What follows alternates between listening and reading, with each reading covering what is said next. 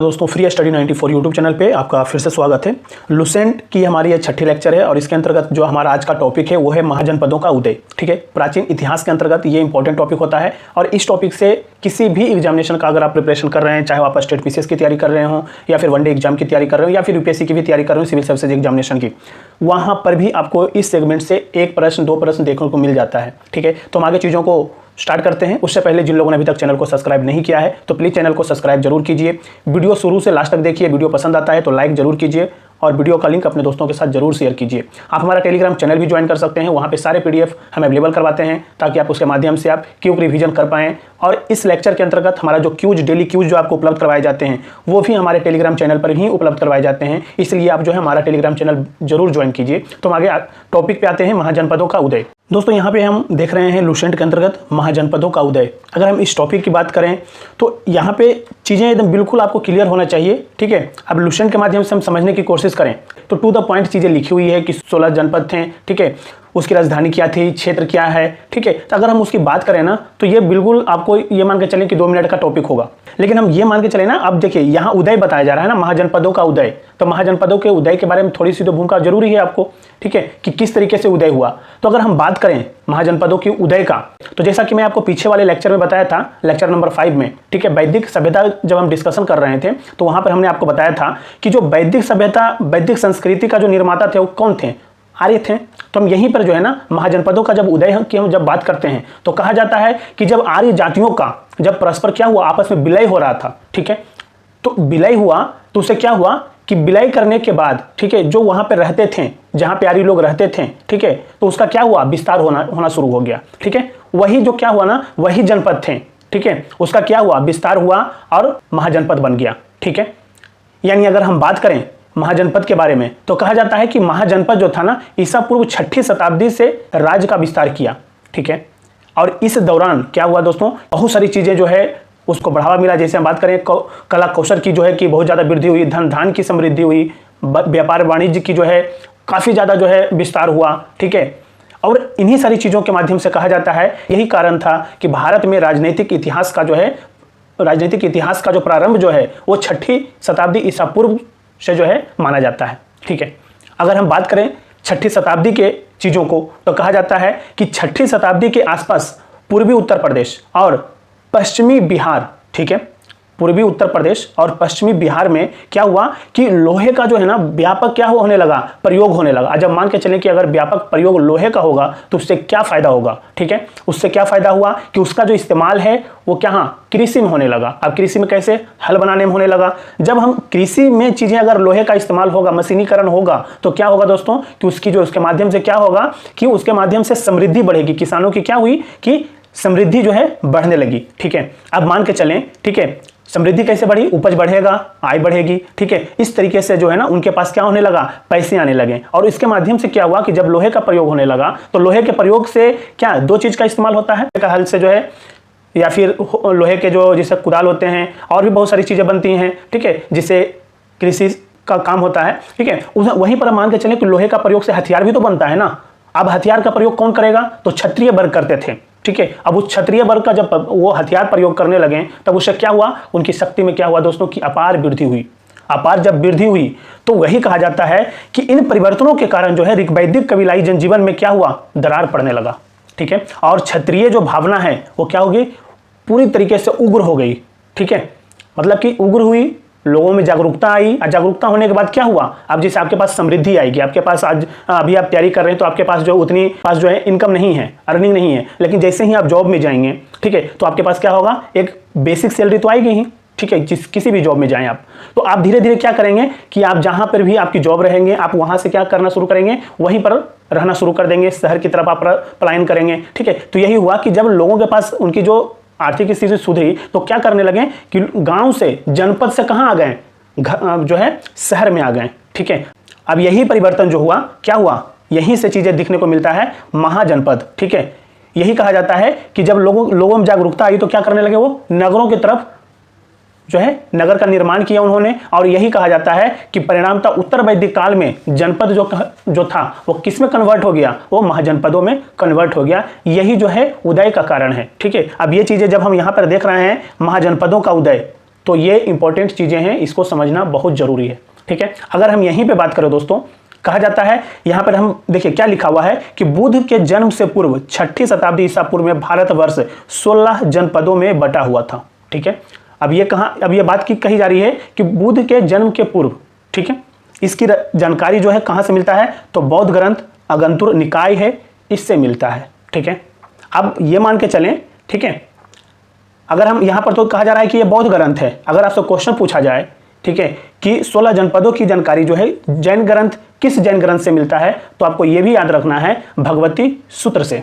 ठीक है, अब ये नहीं कि यहाँ पे जो है कि लुसेंट में दिया हुआ है बौद्ध ग्रंथ अगंतुर निकाय से, तो जैन ग्रंथ में तो चीजें दी ही नहीं है, दी हुई है। ठीक है, जैन ग्रंथ भगवती सूत्र में मिलता है, ये भी आपको याद रखना है। इसमें आपको ये ध्यान रखना है, इसमें मगध, कौशल, वत्स और अवंती क्या थे, ये 4 ऐसे जनपद, महाजनपद थे जो सर्वशक्तिशाली थे, सबसे ज्यादा शक्तिशाली थे।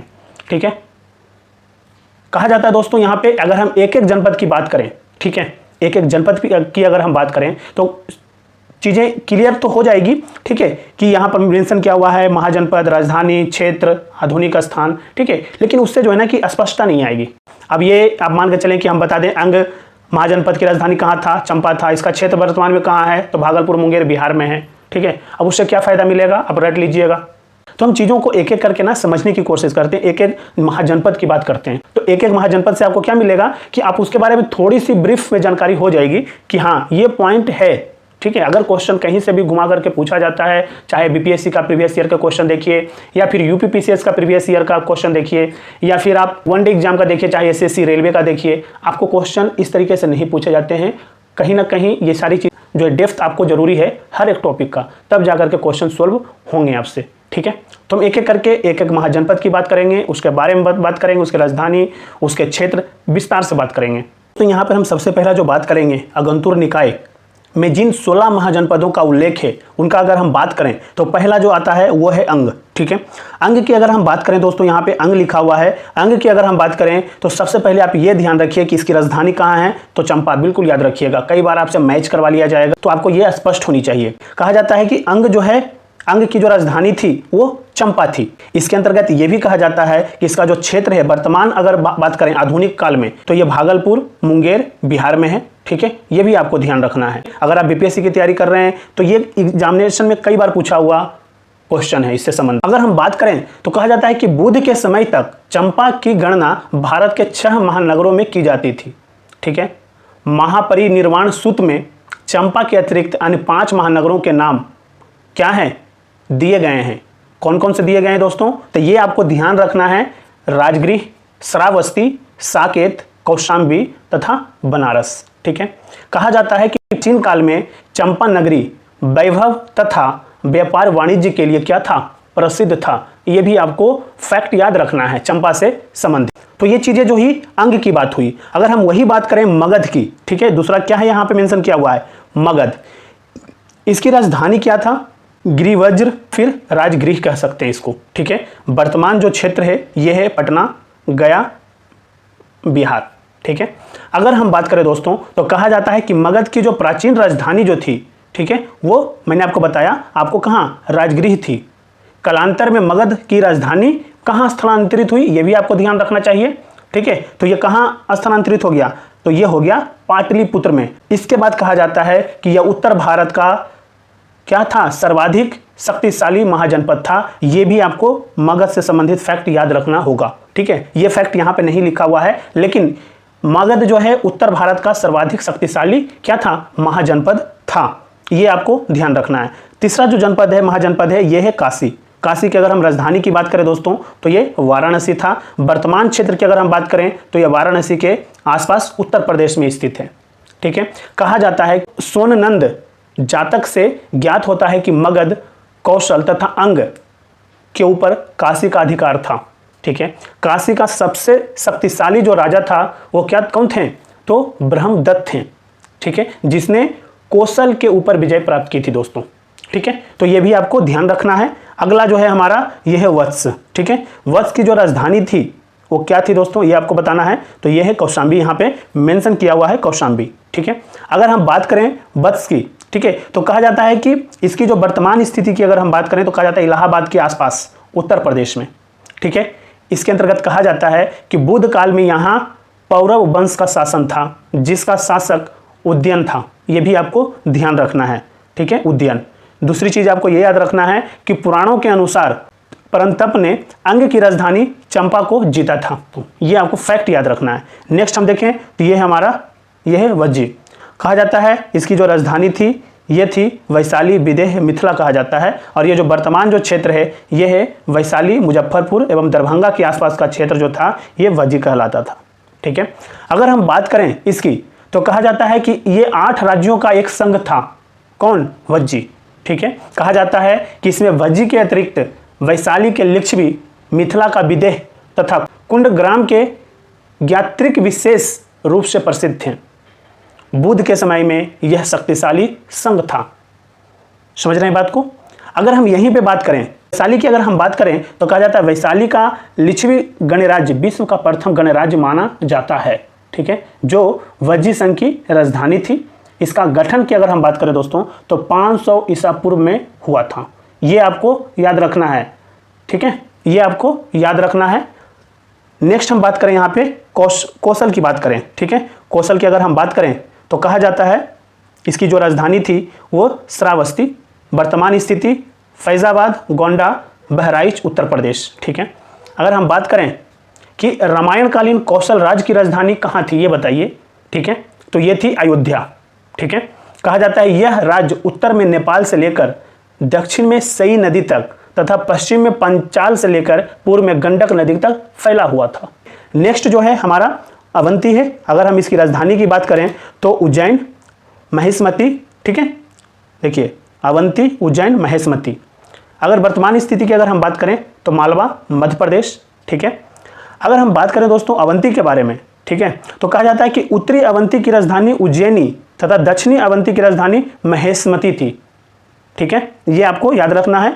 कहा जाता है कि राजनीतिक तथा आर्थिक दोनों ही दृष्टियों से उज्जैनी प्राचीन भारत का एक अत्यंत महत्वपूर्ण नगर था। यहाँ लोहे के खान थे तथा लोहार इस्पात के उत्कृष्ट अस्त्र शस्त्र क्या करते थे? बनाते थे।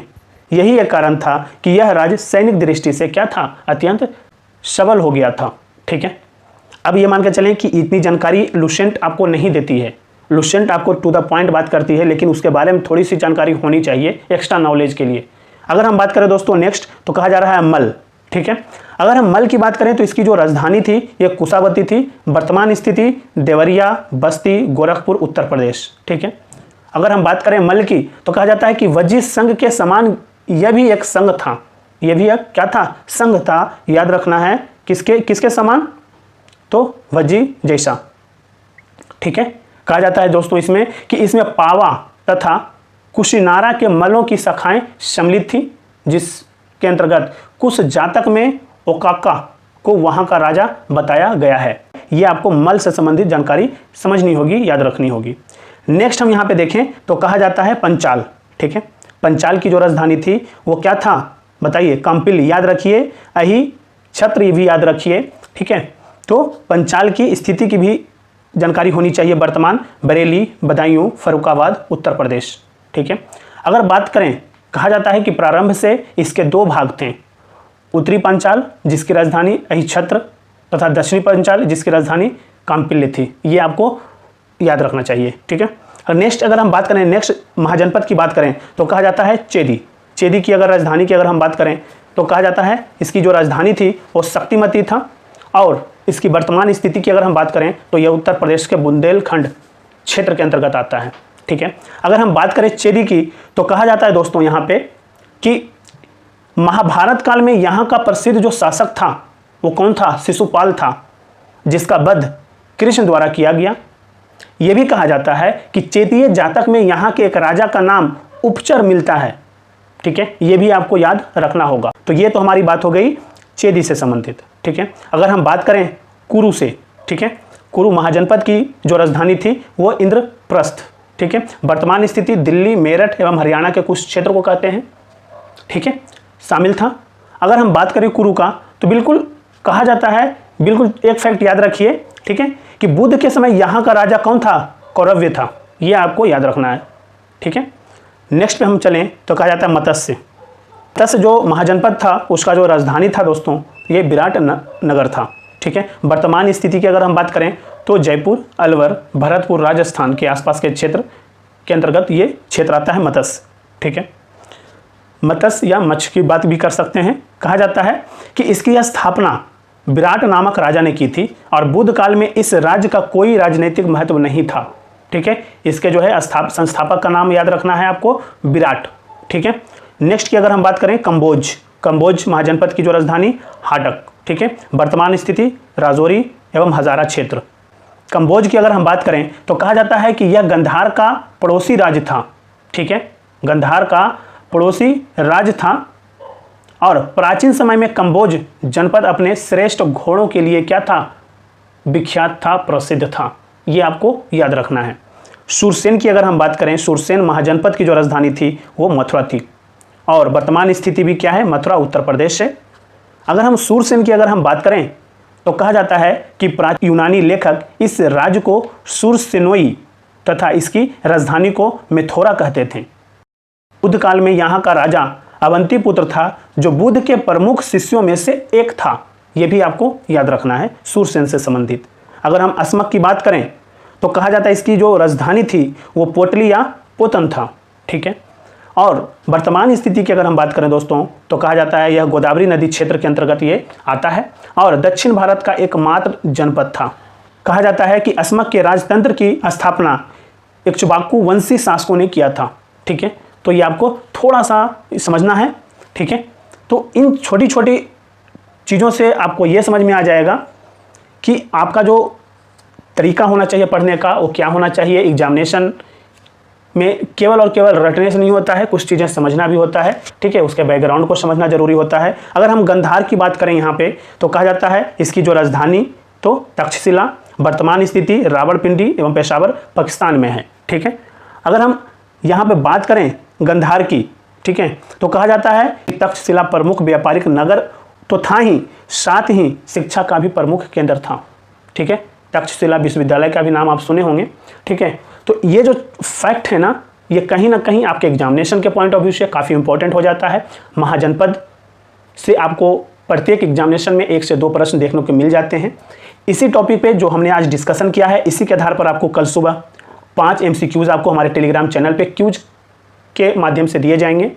आपको उसको अटेम्प्ट करना है। ठीक है, जो कि अगले दिन सुबह 8 बजे हमारे टेलीग्राम चैनल पे आपको शेयर किए जाते हैं। ठीक है, अगर वीडियो पसंद आया हो तो बिल्कुल लाइक कीजिए और अभी तक चैनल को सब्सक्राइब नहीं किए हैं तो चैनल को सब्सक्राइब जरूर कर लीजिए और अपने दोस्तों के साथ भी चीज़ों को शेयर कीजिए। ठीक है, तो आज के लेक्चर में हमारा महाजनपद का टॉपिक था। नेक्स्ट लेक्चर में हम कल मिलते हैं नए टॉपिक के साथ। Thank you so much.